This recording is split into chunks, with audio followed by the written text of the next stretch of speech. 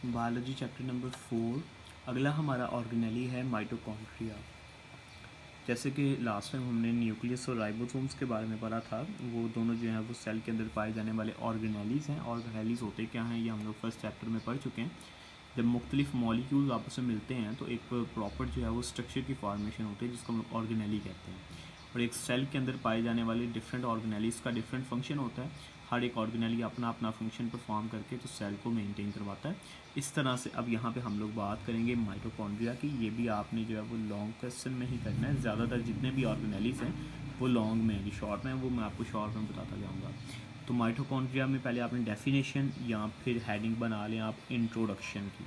Introduction में आपने बताना है कि mitochondria is a double membrane bonded organelle. ये एक ऐसा ऑर्गेनेली है जिसके बाहर दो मेम्ब्रेन्स मौजूद होती हैं। डबल मेम्ब्रेन बॉन्डेड ऑर्गेनेली है which is only found in the eukaryotic cell, जो सिर्फ यूकैरियोटिक सेल में मौजूद होता है। Prokaryotic cell like in bacteria and cyanobacteria उनके अंदर ये मौजूद नहीं होता। तो ये इसके इंट्रोडक्शन में बताना है। उसके बाद हम लोग बात करेंगे इसके स्ट्रक्चर की। आगे फंक्शन लिखा हुआ है, फंक्शन हम लोग जो है वो लास्ट में बताएंगे। तो स्ट्रक्चर में हम लोग ये बात करेंगे कि mitochondria as we know that mitochondria is a double membrane bonded organelle. Its outer membrane is a smooth membrane. इसकी जो बाहर वाली मेम्ब्रेन है ये स्मूथ होती है। And it's inner membrane forms the finger like structures, जबकि इसकी अंदर वाली मेम्ब्रेन जो है वो एक तरह की फिंगर लाइक स्ट्रक्चर्स की फॉर्मेशन करती है। इन फिंगर लाइक स्ट्रक्चर्स को हम लोग नाम देते हैं क्रिस्टी। ये शॉर्ट क्वेश्चन भी आता होता है, व्हाट इज क्रिस्टी, तो आपने बताना है the finger like structures which are found in the mitochondria are called Christie.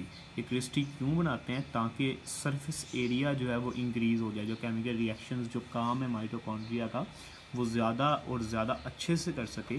इसलिए यहाँ पे इनर मेम्ब्रेन जो है वो फिंगर लाइक स्ट्रक्चर्स बना देती है, जिन फिंगर लाइक स्ट्रक्चर्स को हम लोग क्रिस्टी का नाम देते हैं। उसके बाद इसके अंदर जो है वो एक मैट्रिक्स मौजूद होता है। उस मैट्रिक्स का काम होता है सारे के सारे केमिकल रिएक्शंस को करवाना। इसको हम लोग माइटोकॉन्ड्रियल मैट्रिक्स का नाम देते हैं। जैसे साइटोप्लाज्म है लिक्विड, वैसे ही ये एक लिक्विड होता है। उसके बाद इसके पास अपना डीएनए मौजूद होता है और इसके पास अपने राइबोसोम्स भी मौजूद होते हैं, जो कि सेल के अंदर पाए जाने वाले जो राइबोसोम्स हैं उनसे छोटे होते हैं। मैंने आपको बताया था कि राइबोसोम्स के अंदर के राइबोसोम्स या तो फ्रीली साइटोप्लाज्म में होते हैं या फिर कहाँ पे होते हैं, वो रफ एंडोप्लाज्मिक रेटिकुलम के ऊपर होते हैं। जो माइटोकॉन्ड्रिया के राइबोसोम्स हैं वो हमारे सेल में पाए जाने वाले राइबोसोम्स से छोटे होते हैं और बैक्टीरिया में पाए जाने वाले जो राइबोसोम्स हैं उनसे भी छोटे होते हैं। ये चीज़ आपने एमसीक्यूज में याद रखनी है कि सबसे छोटे राइबोसोम्स किसके पास होते हैं? माइटोकॉन्ड्रिया। माइटोकॉन्ड्रिया एक सेल के अंदर पाए जाने वाला ऑर्गेनेली है और इसके पास अपने राइबोसोम्स होते हैं। अपने राइबोसोम्स और डीएनए होने की वजह से ये अपने आप को खुद बना सकता है। हमारे सेल के जितने भी ऑर्गेनेलीज़ हैं उनमें से ज़्यादातर ऑर्गेनेलीज़ जब मर जाते हैं या उनका काम ख़त्म हो जाता है तो वो डिस्ट्रॉय हो जाते हैं और नया ऑर्गेनेली जो है वो फिर न्यूक्लियस बनाता है। न्यूक्लियस मैसेजेस प्रोवाइड करता है, उसके ज़रिए नया ऑर्गेनेली बनता है।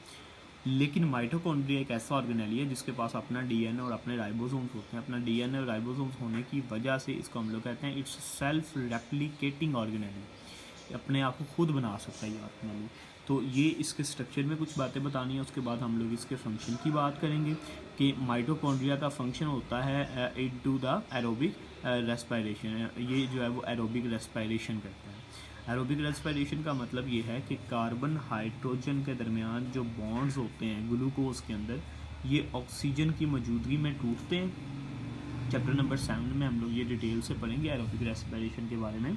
तो वहाँ मैं आपको बताऊंगा ये होती क्या है। लेकिन सिंपली आप याद रखें कि सांस लेने का जो अमल है जिसके ज़रिए हम लोग ऑक्सीजन को अंदर लेके जाते हैं, इसको ब्रीथिंग भी कहते हैं। वो जो ऑक्सीजन अंदर जाती है तो वो ऑक्सीजन ग्लूकोज के अंदर मौजूद कार्बन हाइड्रोजन बॉन्ड्स को तोड़ती है और इन बॉन्ड्स को तोड़ के वहाँ से फिर एनर्जी निकालती है in the form of ATP, adenosine triphosphate की फॉर्म में वो एनर्जी निकालती है। तो इसका मतलब ये हुआ कि mitochondria is involves in the process of the energy formation. Energy formation के प्रोसेस में इन्वॉल्व होता है, इसलिए हम लोग इसको नाम देते हैं it's the power house of the cell. ये भी बड़ा इंपॉर्टेंट शॉर्ट क्वेश्चन है कि why mitochondria is called as power house of the cell. इसको power house of the cell क्यों कहते हैं? इसलिए कहते हैं because it involves in the process of the energy formation. Energy formation के प्रोसेस में ये इन्वॉल्व होता है। तो ये पूरा आपने लॉन्ग क्वेश्चन में करना है। जो शॉर्ट है वो मैंने आपको साथ साथ बता दी हैं, कोई शॉर्ट क्वेश्चन आपने इसमें याद करना है।